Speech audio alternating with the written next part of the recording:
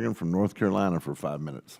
Chairman Weber and Ranking Member Ross, thank you very much for holding this hearing today, and to our witnesses, thanks so much for your testimony. Really appreciate it. I would agree with the gentleman from Tennessee who said earlier that our national labs are indeed national treasures.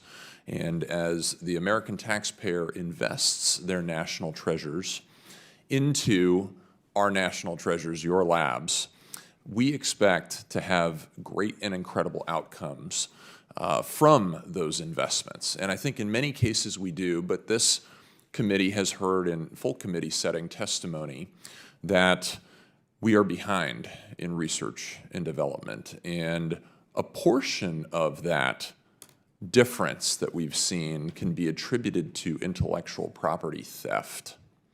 And I'm just curious, as I read through your testimonies and have listened to you today, you all control collectively tens of thousands of employees. You have thousands of visiting researchers. How many of those employees and or visiting researchers are citizens of the PRC? So at Idaho National Laboratory, we have approximately 50 foreign nationals from China.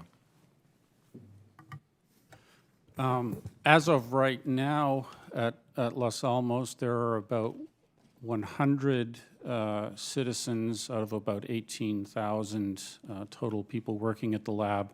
About 100 citizens of the so-called countries of risk: China, Russia, North Korea, and Iran. Obviously, with the new language in the National Defense Authorization Act, we are working through a process to come into compliance with that by the April end date, and so that number is going down.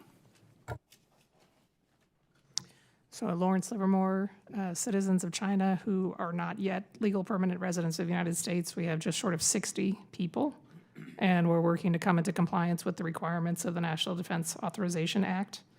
And I just noted in my testimony, this is on top of the significant systems we have in place to manage our research environment and ensure that we protect sensitive technology, information, important research facilities, and access to our people on a daily basis.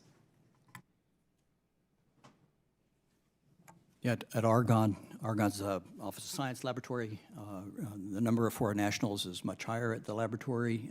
Total foreign nationals across Argonne's activities is just short of 1,000. Several of those do come from the Public Republic of China. When you say several, are you talking about 3 of the 1,000 or more than that? I'm talking a few hundred. A few hundred, okay.